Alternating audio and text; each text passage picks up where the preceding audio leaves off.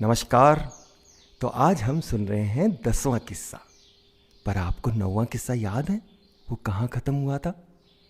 चलिए मैं थोड़ा सा बता देता हूँ। पैसा निकाल बदमाश, नहीं तो भुनगे की तरह तुझे भून डालूंगा। सोने के 5 सिक्कों में से एक सिक्का ढाबे में खर्च करना पड़ा। दुखी होकर बुरा तीनों तेजी से निकल भागा। उसने पलटकर उस बेमुरवत ढाबे पर नजर तक नहीं डाली। रात अंधेरी थी, कालिक जैसा गुप्त अंधेरा था। आसपास सभी सो रहे थे।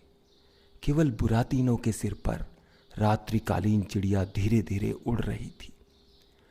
अपने मुलायम पंख से बुरा तीनों की नाक छूते हुए वह बार बार चहकती जा रही थी। विश्वास मत करना, मत करना, मत करना। बुरा तीनों खींच कर ठिठक उठा। तुझे क्या है? बिल्ले और लोमड़ी पर विश्वास मत करो। जा जा, भाग जा। वह आगे दौड़ गया। उसके कान में पीछे से सुनाई दे रहा था, इस रास्ते में डाकुओं से सावधान रहना।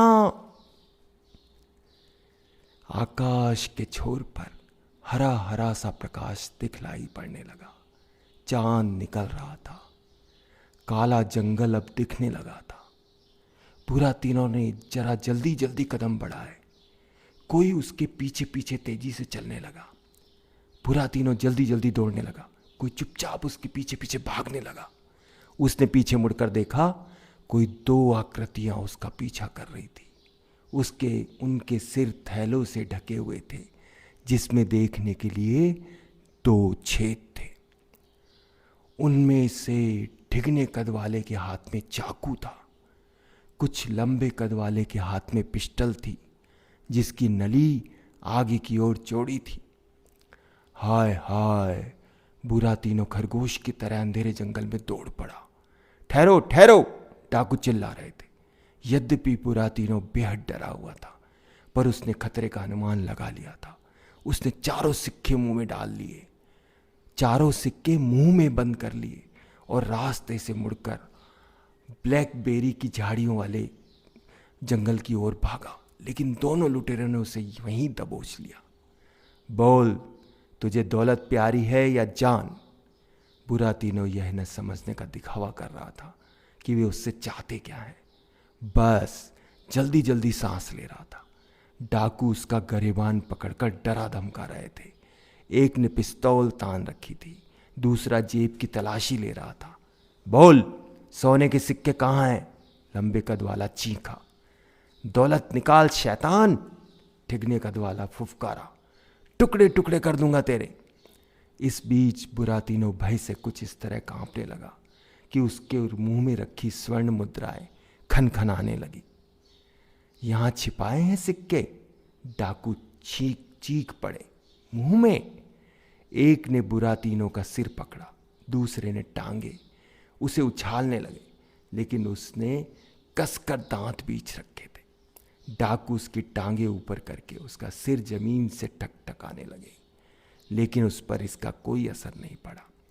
ठिगने कद वाला डाकू एक चौड़े चाकू से उसके दांतों को खोलने लगा कि बस अभी दांत खुल जाएंगे। पर तभी मौका पाकर बुरा तीनों ने भरपूर ताकत से अपने दांत उसके हाथ में गड़ा दिए। लेकिन यह हाथ तो नहीं, बल्कि बिल्ले का पंजा था। लुटेरा चीख पड़ा। तब तक बुरा तीनों बचकर बाड़े की ओर निकल भागा। ब्लैकबेरी की कटीली झाड़ी में छिप गया। उसकी पतलून और जैकेट कांटों में उलझकर फट गई। वह उस पार पहुंचा और जंगल की ओर बेतहाशा भागने लगा। जंगल के छोर पर डाकुओं ने फिर से उसका पीछा किया। वह तेजी से उछला, हिलती हुई डाल को पकड़कर पेड़ पर चढ़ गया। डाकू उसके पीछे पीछे, लेकिन उन्हें चेहरों पर लगे नकाब के कारण परेशानी हो रही थी। पेड़ की फुनगी पर चढ़कर बुरा तीनों उछला और नजदीक के पेड़ पर छलांग लगा गया। डाकू उसके पीछे पीछे थे, लेकिन दोनों ही मुंह के बल जमीन पर आ गिरे। इधर वे करा रहे थे, उधर बुरा तीनों पेड़ से उतरा और सिर पर पैर रखकर भागने लगा। उसके पैर इतनी तेजी से दौड़ रहे थे कि दिखाई तक न देते थे। चांदनी रात में पेड़ों की लंबी लंबी परछाइयां दिख रही थी। समूचा जंगल धारीदार लग रहा था। बुरातीनो कभी छांव से होकर गुजरता, कभी उसकी सफेद टोपी चांदनी में चमचमाती दिखलाई पड़ती। वह झील तक जा पहुंचा। शीशे की तरह चमकती झील के ऊपर चांद चमचमा रहा था, सुबह कठपुतली थिएटर की तरह। बुरातीनो दाहिनी तरफ बढ़ा, वहां दलदल था। बाईं तरफ बढ़ा, वहां भी दलदल था। पीछे की तरफ फिर से कड़कड़ाहट हुई। डाकू भागे चले आ रहे थे। पकड़ लो उसे। डाकू दौड़ते आ रहे थे।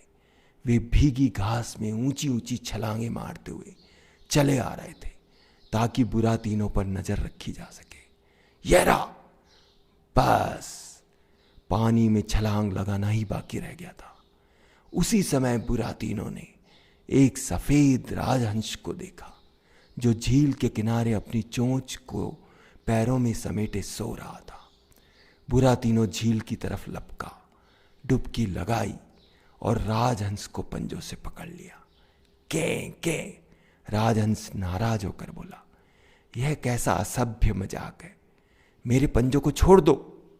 राजहंस ने अपने भारी पंख फैलाए और डाकुओं ने बुरातीनो की टांगों को पकड़ा ही था कि पंख फड़फड़ाता हुआ राजहंस झील के दूसरे किनारे की तरफ उड़ चला। झील के पार पहुंचकर बुरातीनो ने राजहंस के पंजों को छोड़ दिया।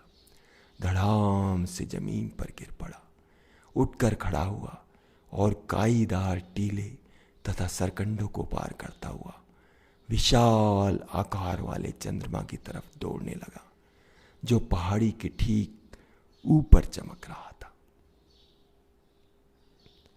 क्या बुरातीनो सुरक्षित अपने घर पहुंच पाएगा?